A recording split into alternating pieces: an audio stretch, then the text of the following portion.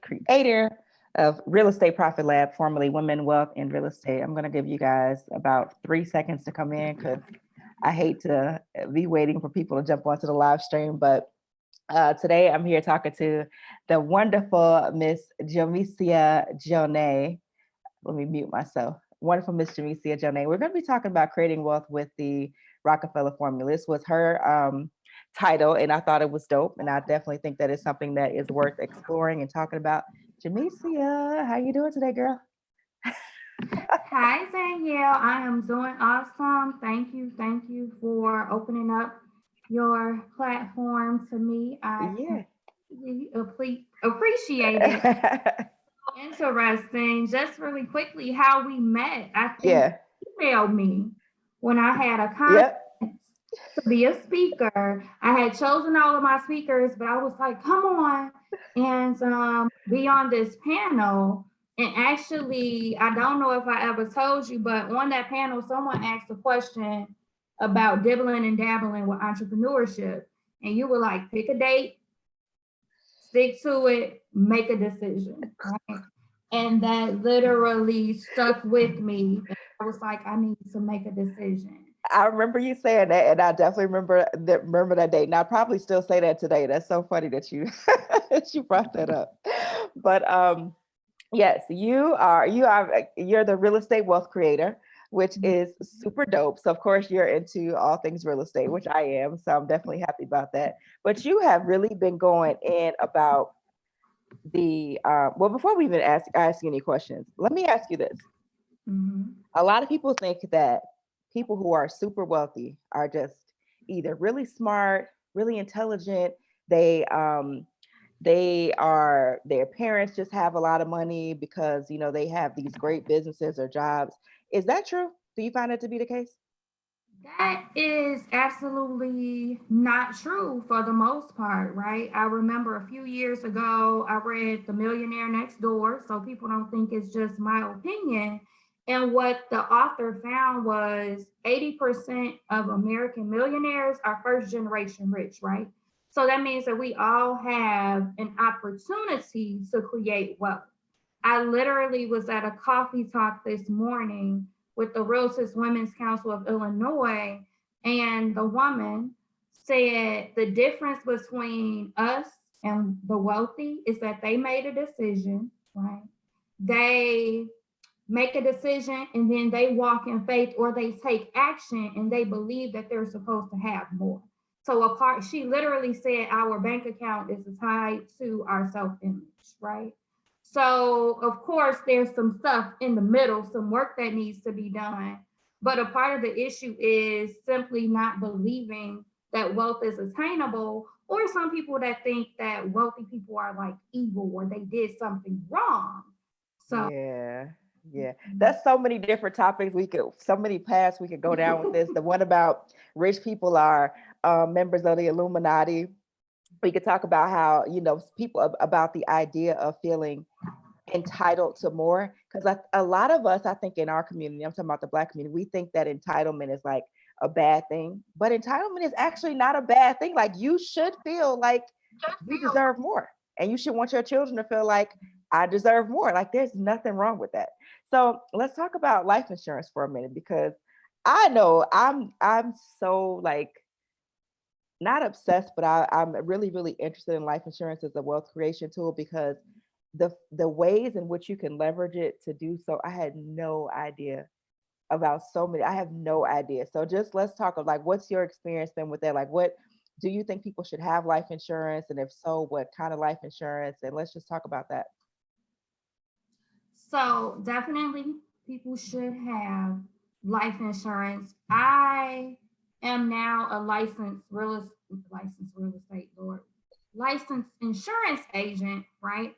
I'm licensed in multiple states. And what I'm learning and training that can be done with life insurance, it's like an eye opener, right? Mind blown. I had life insurance since I was 21 years old. My little college boo, right? That was also an Evans Scholar with you, Danielle. He became a life insurance agent in college. So I got my first whole life policy when I was 21 years old, right? Wow. And I say whole life, and when we talk about the Rockefeller formula, they have been utilizing whole life insurance. There are other insurances out there. So in insurance, you have term policies, which means they expire, but they're affordable. And then you also have permanent policies. So whole life is a form of permanent policy. A lot of people think just term and whole, right? So there are other permanent policies besides whole life.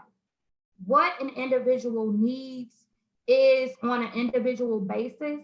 So I won't say only get term or only get whole permanent insurance, but I will talk about the benefits of both of them, right? Okay.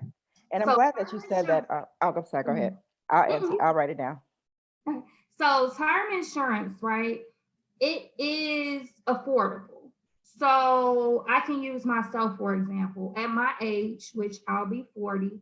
So wait, let me go back. Insurance is based on three factors: your age, your sex, and your health.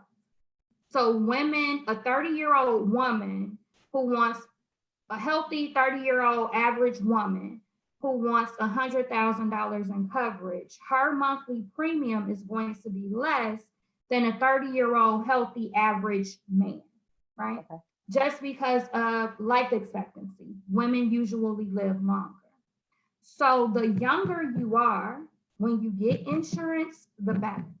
So we have people that will say children don't need life insurance, right? But the reality of it is life insurance isn't just for a death benefit. And a lot of people don't want to talk about life insurance because people think about death, but there are wealth building tools that life insurance can be used for.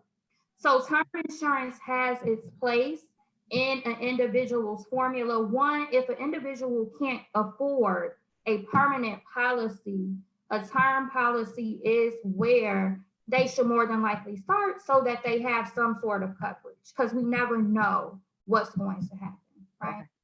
The life insurance that some of the carriers that I work with offer also includes living benefits, right? So this is a game changer. So even with the term insurance, a living benefit, all insurance carriers will say, yes, we have living benefits. That's for terminal illness. So if you had 12 to 24 months to live and you have $1 million life insurance policy, you could pull out 700,000, between 700 and $900,000 while you're living to cover your final bills, whatever there may be, simply because you have that terminal illness, the life insurance company. And there are also businesses. You're reading a book, Danielle, that talks about biatical statements. Yes. Their businesses I didn't know that either. will Yeah. cash you out Yep. to take ownership of your life insurance policy. So they'll cash you out 70 cents on the dollar because when you pass away, they have that security, right? But we're not going to get into all of that. Living Right. benefits also include, with our carriers, chronic illness, critical illness, and injury. Who determines that illness? Your doctor. So sickness usually precedes death, right? So one of my colleagues actually had a stroke at 38 years old. He was Oh the my. breadwinner for his family. Okay. Because he had this life insurance policy with living benefits, the life insurance company cut them a check for $211,000. So a percentage of their death benefit was cut to them. It's a policy that you're paying for monthly, right? And this could have been term or permanent because the living benefits exist in both. But let's just say it's a term policy. This is a great reason to get term because I can get more for less. And if something happens to me, I have more money to tap into. What does that mean? So for me, at 39, for $60 a month, I have $500,000 in term coverage. At $100 a month, I have $125,000 in permanent insurance, right? So if I were to get sick ill or injured, I could pull up to 90% of $500,000 while I'm living to help take care of my bills, take care of my illness. My father battled colon cancer. Had he still been working, he would not have been able to work, right? People can't live off 100% of their income, so you definitely probably can't live off of 60% of disability, right?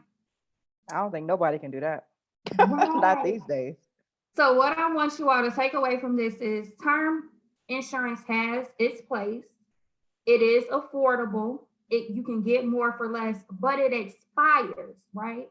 So I posted something on Facebook today, so I'll mention someone, and not to bash him. Dave Ramsey and some others push buy term insurance and invest the difference.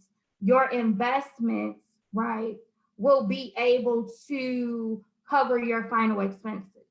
Well, I went on Investopedia today, right? And the average person, the average 401k balance for somebody 50 to 59 is $174,000. Between 60 and 69, it's $195,000. We are living into our 80s now. I think the average age, I want to say, is 83. I may be a little off. That's If you about right. think about it, can $195,000 take you through 13 years of retirement and bury you and leave something for your heirs? Right? That's the average 401k. And term insurance will only take you to age 80. And for some, it ends at about 70 or 75. What happens is, if you still need insurance at that point, your premium is going to be ridiculous. A couple of $1,000s a month, and now it's unaffordable. If you were to get insurance on your child or your children right now, right? With permanent policies, so I'm going to switch to permanent policies. But you had a question, Danielle? Yeah, I'm just writing them down because I'm gonna check the comments in the chat box too. Sure. You guys, I'm talking to Jamesia Jonay. She is going to be talking about building wealth the Rockefeller way. Basically, we're talking about utilizing life insurance in a way that leaves the next generation better off rather than worse off, which is what we've been doing pretty much consistently. Every generation is kind of starting over at zero. You guys, do me a favor, like, subscribe, share the video, do all that good stuff. Follow Jamesia on Facebook and also on. Did you start your YouTube channel, girl? I did. Okay, follow her YouTube channel too. Jonay, wealth creator. Yes. So we're gonna she's gonna share this video over there too. But I like a few things that you said. I like the fact that you're not saying everyone has to do this, because obviously everybody is not going to be able to do the same thing, nor should everybody do the same thing. I remember a friend of mine, Courtney, told me, mentioned last year, we were talking about Dave Ramsey again, and she said that in her opinion, Dave Ramsey and others like him, they speak from a place of privilege. So it's kind of like, I mean, we all can only speak to the experiences that we've had. So if you've grown up, middle class, white family, and I don't know, somewhere in America, your lens looks very different than someone who's not had that unique experience. Because some of the stuff they say, like, oh, you're broke because you go to Starbucks. People ain't broke from going to Starbucks. People broke because jobs don't pay enough. They can't save no money. Things like, it doesn't have anything to do with going to Starbucks every single day. If you stop going to Starbucks, you're probably still going to be broke. That's the reality of it. So I like the fact that you're not saying everyone should do everything. I did want to ask you, is it ever too late to get insurance? Because that's kind of where you left off at when you were saying that, when you're 75, you kind of like assed out basically. So is it ever too late? So it's never too late, right? So what I like about the company that I work for, so I work for PHP Agency. We are not an insurance company. We're not a financial services company. We broker for insurance companies and financial services companies. So Mutual of Omaha, AIG, Fidelity, National Life Group, American National, who paid out Bonnie and Clyde's death benefit, right? So these companies have been around for 100 years plus. So it's not too late, but depending on what the age and the health, an individual may just only qualify for final expense. So there are so many different types of insurance products, and one is a guaranteed issue. So I can go into one of my carriers, it'll literally ask for illnesses. So one of my clients has, oh my gosh, I want to say it's leukemia that they said that they had. So a form of cancer. And based on the answers, the insurance company immediately said they don't qualify for 20,000, but they can get life insurance. The max they can get is $10,000, and that'll cover them for burial, right? Some people will say burying somebody costs like 20, 30, 40, $50,000. If that's what you want to spend, great. Right. Right now in this day and age, 10,000 is about enough to give someone a nice, decent funeral and burial. So it's not that it's never too late. And the premium though, the premium for that 10,000, and this was a 60-something-year-old male, was like $150 a month, right? For $10,000. So when you get to that age, if you continue to live, now that $10,000, life insurance, permanent life insurance goes up to age 121 now. Don't know who's living that long, but if you make it to 121, they are going to cash you out of your policy. Basically, is how that works. Like, look, you've lived this long. Here is all of your money. Whenever you so leave this earth, figure it out. So it's not too late, but it will be expensive, and you're not going to be able to take advantage of that cash value and some things that the wealthy are using, and individuals who were not born from wealth but understand how these concepts work and are utilizing it to create wealth and leave a generational legacy. Question. So I know I can definitely get on my soapbox about insurance. It's my personal opinion that it's no excuse not to have it, just to give, even if it's only term, right? That's just my personal opinion, especially if you have children. But what I found is that some people, we are so used to trauma that we feel like because we've been traumatized that it's perfectly fine to traumatize the next generation, that they'll be all right, that they'll figure it out. So I'm just trying to get everybody to envision a scenario where you have lived 60 or 65 years. Now you find you've gotten sick with, something, because I think they say more than half of America is on prescription drugs right now, if not higher. So you're 60 some years old, you have children, they're grown. You have a permanent illness that obviously it's not going to go anywhere anytime soon. And now you finally realize, well, damn, insurance will be really, really nice right about now. But you're in a position to where you can get insurance, but the most you can get is maybe your $10,000 or $20,000 policy. And I know that these things are accurate because, one, I've studied insurance, but two, my mother had a stroke April 29, 2010. And the most that she could get, first it was 15,000, and then they said, okay, well, since she's still around, we can do another $15,000, but they're not going to give you a couple $100,000. You're not going to get $1 million policy. So now you're about to die and leave your family and your kids with nothing because you didn't see the value in getting insurance while you were in a position to qualify for it. So how many times do you have that scenario when you're talking to people where it's like literally they're at that point? At that point, what's sad is I've talked to people who are around my age, right? Oh. So we literally talked to a gentleman that's late 30s, early 40s, and he said he's an Orthodox Muslim. He told us, I'm more concerned with where my soul is going than paying for life insurance. And he has children, right? You brought up children. The gentleman whom I brought up, in his 60s, his daughter, I work with her, and she's like, we need a policy for my father. But then understanding how much the monthly fee is, she's like, well, wait a minute, let me see what he has if he already has something. Because the reality is at that point, you're paying more in premium than benefit that you're ultimately getting, right? So depending on how long you live.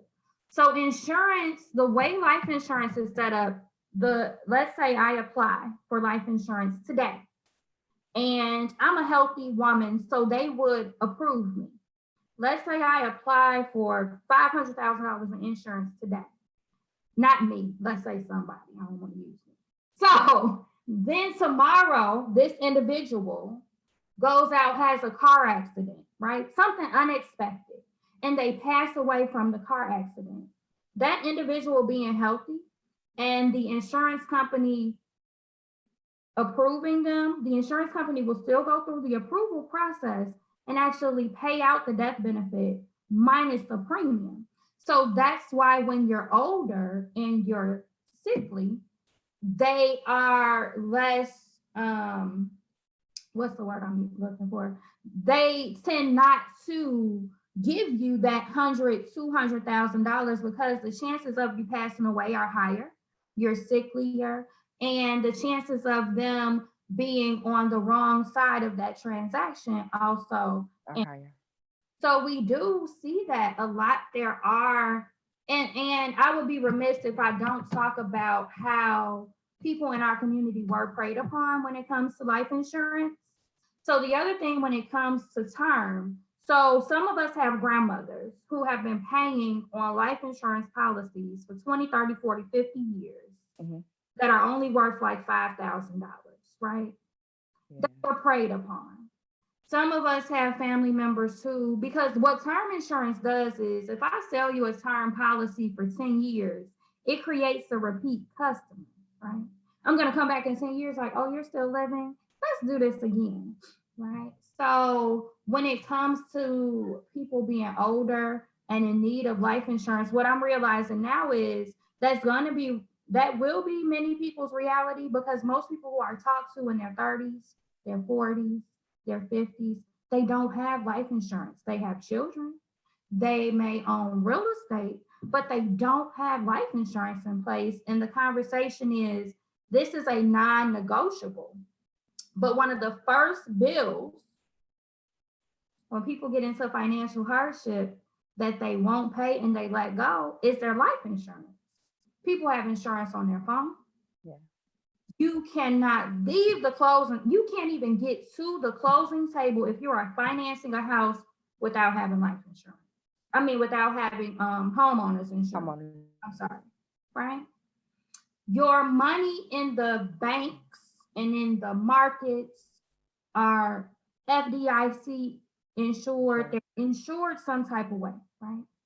Your employer, many employers offer at no charge term life insurance to their employees. Up to their salary. That's what it was when I was in corporate. Yeah. Or twice their salary. Up to their salary, sometimes twice. Yet we don't think or we don't know and realize the importance of having life insurance on ourselves. Yeah. So it's a sad reality. So my biggest goal is it's not to sell anybody anything. It's really like, this is a life changer. This is a game changer. And I want to touch on literally how the Rockefellers are utilizing this to maintain their wealth, because it's actually a book out called What Would the Rockefellers Do? Okay, let me type that in the comments, y'all. What would the Rockefellers do? Hold on. And it actually compares Vanderbilt to Rockefeller, right?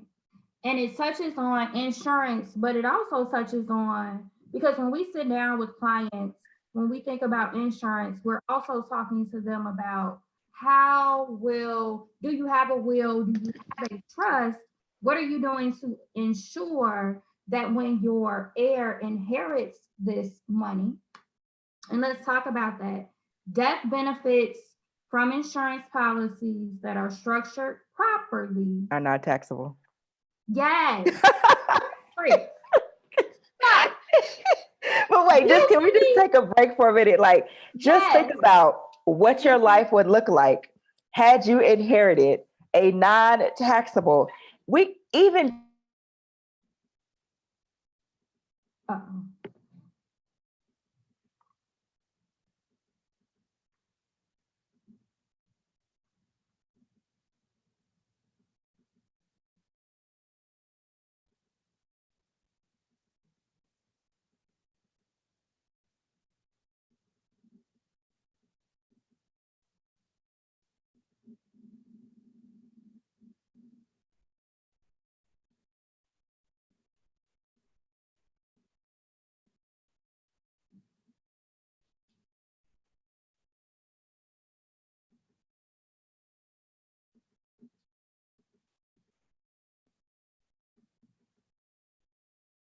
Hey, hey, hey. I know you froze. I'm not sure if you can hear me. Just when we got to the good part. Let me see.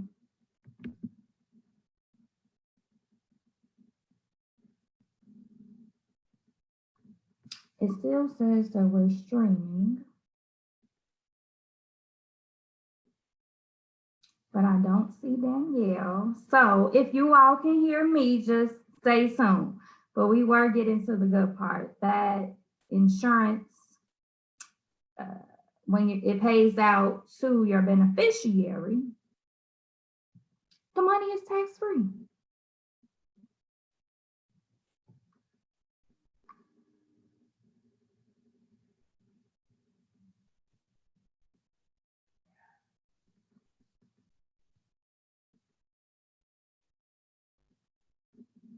So, gotta love technology.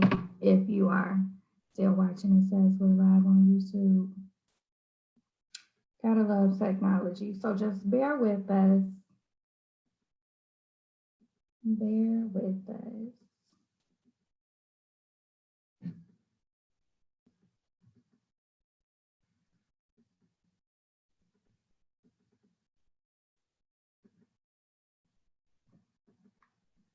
Yep, we are frozen on the screen. Perfect.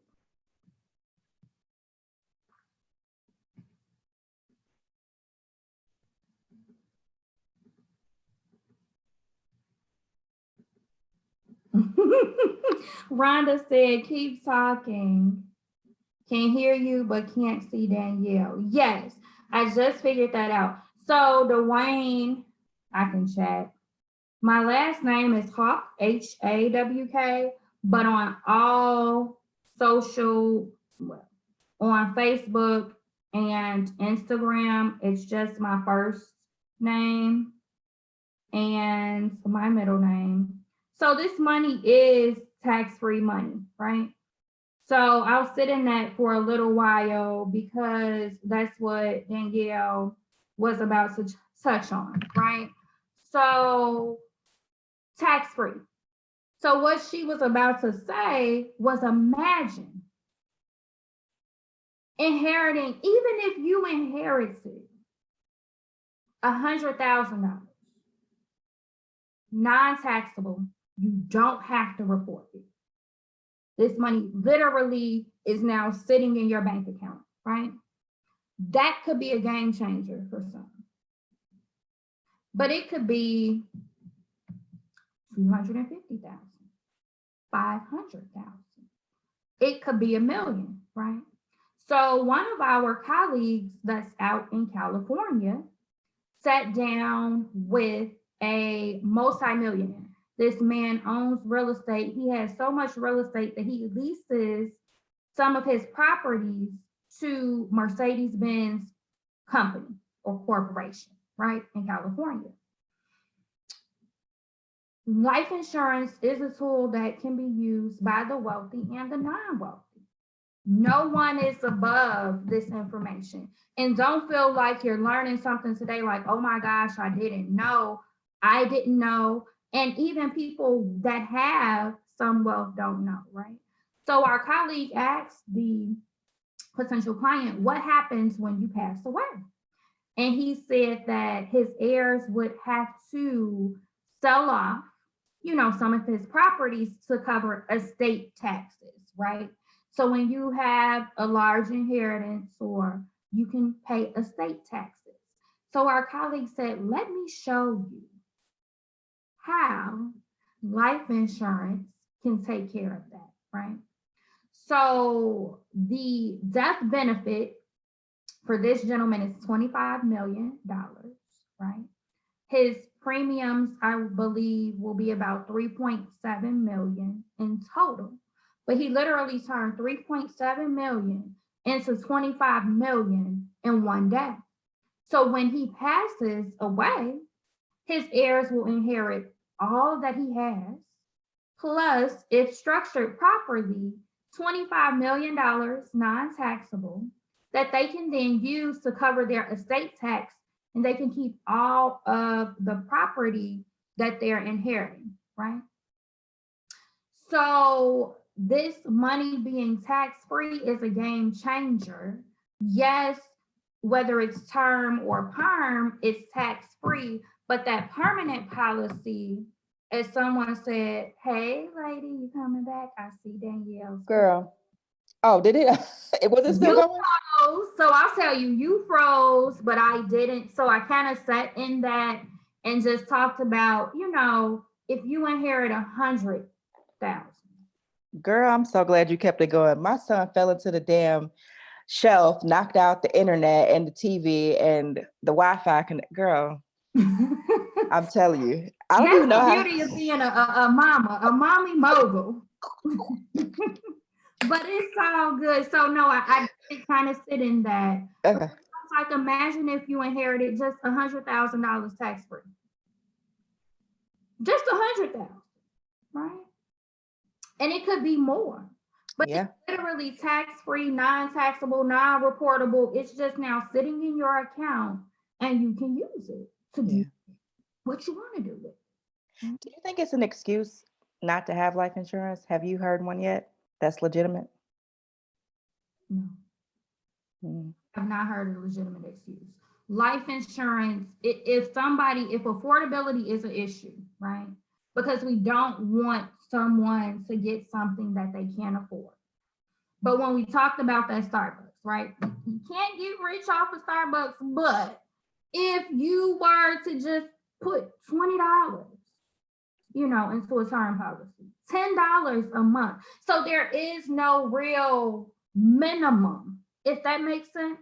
Yeah. You have to put into a policy. Now, when we talk about permanent policies, you do want to, some people don't recommend them because they say it costs more. It does. It's a permanent thing, right? It's a permanent guaranteed thing. But with as little as $25 a month, there's a woman who, how much is her premium? Oh my goodness. She's 38. She just got a term policy. Her premium, I want to say, if for her it's $100 a month, but that's $1.6 million in death benefit. Wow. So she could be doing $20 a month for a few $100,000 in death benefit. So it's no excuse. We literally are helping individuals $10 a month. People, even with their children, Mutual of Omaha, for as little as $5 a month. And that's a whole life policy for a child. It's not going to build a whole lot of cash value, but there's a way. So insurance, when people think permanent, they think you pay forever, right? You can cut off when you stop paying. It could be a 20 pay, so 20 years, right? My child is born at age 20, their life insurance is paid up. This is a bill they never have to worry about unless they decide they need more coverage based on their assets, right? So your life insurance, the purpose is financial analysis. So if something were to happen to a parent, right? Let's say your income is $100,000 a year, or let's say it's $50,000. Average American salary is around $50,000, right? And your kids are 2 years old or 3. Who's going to take care of them for the next 15 years and make sure they go to college? Yeah. The purpose of having a higher death benefit. So every year you should be looking at your finances. You should be looking at your life insurance. Because what you need, the amount that you need right now, if you have younger children that you want to put through college, once they get older, you may decide to reduce your death benefit. So even the policy that you get, you're not stuck with that forever, if that makes sense. You can always make changes. Another thing, right? So the government limits how much we can save for retirement. There's a max to what you can put in a 401k. There's a max to what you can put in an IRA. There is no max on life insurance and how many policies you can have. Yeah, crazy, right? Like when you think about it and you realize, like, you've been to college just like I have, actually the U of I. When you think about it, it's like, this is something that, how much different would things look had you known that, or we learned all of this even in high school? I feel like kids can start learning about this stuff as early as like 10, maybe. I mean, not all of it, obviously, but just conversations around insurance, I think, would have so much value, then it wouldn't be so taboo. Because, honey, my grandma, she ain't ever gonna talk about no insurance. I can tell you that right now. And I'm 40. She will curse you clean out anytime you bring up life insurance, wills, estates. She's just not having it. And that's not an uncommon thing in our community. It's actually very common. I wanted to ask you about this scenario though, because I'm a nerd. I'm always reading stuff and picking up information. And I was reading this article and I wanted to find out how feasible this scenario was. And apparently, I don't know what community it was, but it was a group of people, and they would buy a policy on the oldest person in the family. And the policy would be really, really, really, really expensive, like $2,000 or $3,000 a month. But it would be split between like maybe 10 or 15 different adults. So they're splitting up, let's say, a $3,000 policy every month. Policy is worth a few $100,000. When this person dies, notice I said when, not if, because they're obviously going to pass. When that person dies, then the family inherits, they get the benefits of that policy. So I was like, is that feasible? Can people do that? Man. It's so funny because I was going to mention that. I sat down with a gentleman who I know, and he met someone, another nationality, same scenario, right? Really? What they did was, it was either a group of 5 or 7 cousins, siblings, cousins, right? More than likely, grandma is going to pass before we do. Let's get an insurance policy on grandma. But the death benefit was a couple of million, right? Because they started in like their 20s, so she wasn't as old, right? When their grandmother passed away, they all paid off their homes. They all sent their children to college. And they still had money left over. Life insurance is literally one of the most affordable ways to start to create wealth in poorer communities.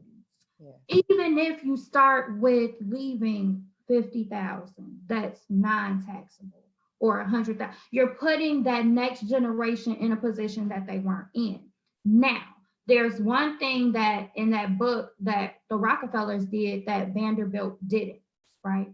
So the Rockefellers actually had a trust set up. So when you mention grandma doesn't want to talk about this, we have to have these conversations. So because they had a trust set up, they are worth right now about $10 billion.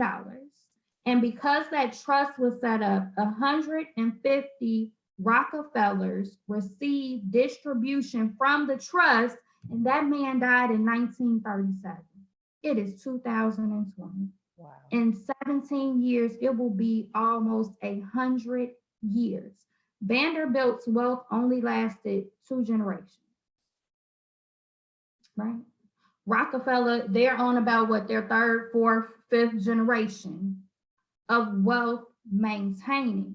And how they utilize life insurance is that for years, they have been overfunding their whole life policy. So what does that mean? You pay a premium, right? $100 a month. A percentage of that is going into a cash bucket, right? The game changer for that cash bucket, 2 words I want you all to write down. Compound interest, right? Money in the bank grows, simple interest. Chase right now is offering 0.01% on a savings account.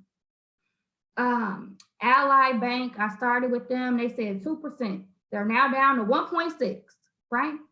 Whole life insurance, permanent life insurance. There are also fixed index and index universal policies, anywhere from 3 to 12%. Your money is growing, compound interest, right? Rule of 72 says, Albert Einstein, you take 72 divided by your interest rate, that's how long it'll take your money to double.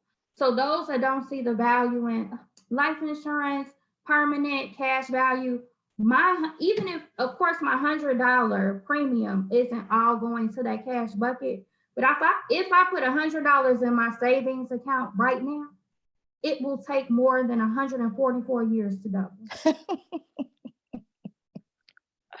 Oh my God.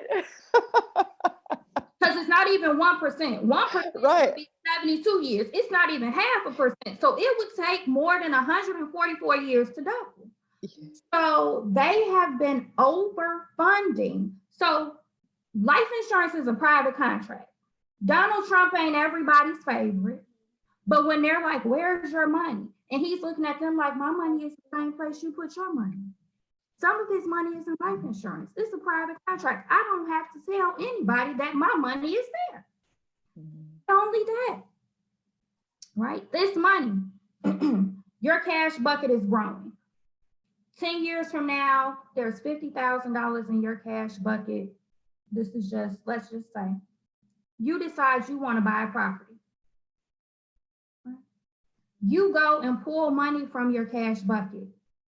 It doesn't matter what your credit score is. It doesn't matter if you have income. It's your money. It won't be reported on your credit. No one has to know. Now, the mortgage company does get in your business. Where did this check come from? And where did this direct deposit come from? But it's literally a savings vehicle. They don't want to say it's an investment tool, right? Right. That tax benefit. But there's an automatic savings vehicle in permanent policies that can be used for entrepreneurs and investors to invest in property, pull cash out for your business, and it doesn't rely on your credit. And you also have a death benefit, right? So the Rockefellers, if my premium is $100, I can overpay my premium. Overpaying my premium puts more money into my cash bucket. Why is that important? Compound interest. So now I'm putting more money into my cash bucket, so it's growing faster. So if my premium is just $100, a portion of that is going to the cash bucket. If I overfund it, everything that I overfund automatically goes into my cash bucket. I find this to be, I actually didn't even know that you could overfund a policy. But it just goes to show how what you don't know actually can literally change the trajectory of your financial future. And it also shows when people say the tax code subsidizes the wealthy, that this is a perfect example of that, right? Because like you said, you can't, I don't know the limits for the 401k and the 403b and all that stuff, but there's a hard limit and it ain't really that much money. You know, it's a few $1,000. But life insurance, you can overfund it and then have that money just sitting there growing interest and being compounded. Like, that is fascinating to me. Yes. I'm so glad you said that. We write index universal life insurance policy based, among others. We do term, perm, everything. So with these policies, when I'm going in to create the policy, based on your death benefit, right? So based on your death benefit, the policy will tell me how much money you can front load into your cash bucket, right? So there is a threshold because they don't want it to be used for investing. So they don't want your insurance policy to be a MEC a modified endowment, and I should know what the C stands for. I'll put it in the comments. But they don't want to look like a mech. So it's basically like, wait a minute, if you put this much money into this policy, it's looking kind of like an investment. We might want to come and tax you, right? But you can literally front load. So my colleague, her brother does fix and flips. He has a policy, I want to say the death benefit is $900,000. So it allowed him to dump in maybe 10, 15, 20,000 into that cash bucket that's growing compound interest. So when he finds his next flip, he goes to his life insurance, pulls the money out, does the flip, makes the profit, keeps the money, puts the money back. Wow. Compound interest. So that's another thing that the Rockefellers were doing. So with whole life, you borrow against the policy. Here's the other game changer. So you're borrowing against the cash value in your policy. They'll send you a statement, and I'm going to use my own personal example. They'll send you, we want our money, make a payment. They really don't care if you pay, because you can't borrow more than what your death benefit is. So at most with whole life policies, if you don't pay it back, what you borrowed will be taken from your death benefit, but you were able to use that money in life. It's life insurance. People are using life insurance in life. It's for the living. It has a death benefit component, but when you can borrow against money, no credit, no income, no job, no qualifications, and utilize it to buy real estate, start a business, utilize it to do something productive, right? Even if you were to lose your job, it happens. Oh, I have this cash in this life insurance policy, I can go and pull that. This is what I literally did. So that policy I got at 21. At 24, I had my son. Now I'm unemployed because I was a temp. I pulled some cash out of my policy to cover my bills. 10 years later, I pulled cash out of my policy for the down payment on my 4-unit property. Yep. Couple years later, I pulled cash out because now once you get past year 3, that compound interest, it's like a snowball method, right? It starts to grow. So you literally end up putting less money into your policy than what the cash value is building, depending on how long you're living. Some of these policies, once your cash value, now this is pretty cool. Once your cash value gets close to your death benefit, you can't have more cash than death benefit. The insurance company starts to increase your death benefit. So I didn't you know that either. Paying for $100,000, but depending on how long you live, that death benefit may be $200,000-$300,000. Okay, so I want to not provide too much information because I don't want people to, when people get too much information and too confused, they do nothing. And like, okay, well, that was great. And then they go back to watching Netflix. So people who are, obviously you're licensed in Illinois, Indiana, Alabama, Michigan, Georgia, and you could potentially, help anyone anywhere. But what would be the first step? So somebody who doesn't have insurance, they need insurance, what do they do? The first step is you can literally visit my website. It's just my name. Oh, girl, let me type that in there because your name is not. It's not the easiest, right?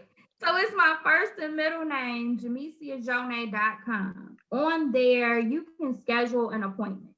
The first thing we do a financial needs analysis. What's going on? What's your debt? What's your income? What are your goals? What do you have going on? And then we come up with a strategy that works best for you as an individual, right? So what we talked about today, to Danielle's point, and she mentioned it earlier, it's not blanket advice, right? This is an individual situation, right? So we come up with what's best for you. So you can visit my website, or you can connect with me on Facebook, Instagram, however you can get, to me that works best for you. And the first thing is just to take the steps to have the conversation, right? To have a conversation, to analyze where you are, where you want to be, what you want to do, and then of course, how much you can actually afford. Okay. And then last question, how long does it take for someone to actually have coverage in place? Let's say you do the analysis and they're ready, they got the money to get started. They're like, okay, I really want to get this secured. How long does that, how long could that process be? The process can take a couple of weeks. Okay. It could take up to a couple of weeks, but you can decide at date of application, your coverage can start. So if you are approved, once you apply, if you are approved or were going to be approved, your benefit kicks in at the date of application. Depending on the amount, they may want to take some blood, some urine, do some things. The life insurance company, they're taking a bigger risk than you are. So they want to make sure that, you've been truthful and all is well with you. So it just depends on the individual, but it could take a couple of weeks to get approved. Okay. Thank you so much, girl. You gave me information that even I hadn't even heard before, and I'm so excited about it. I'm gonna go read this book and add it to my list of things to read.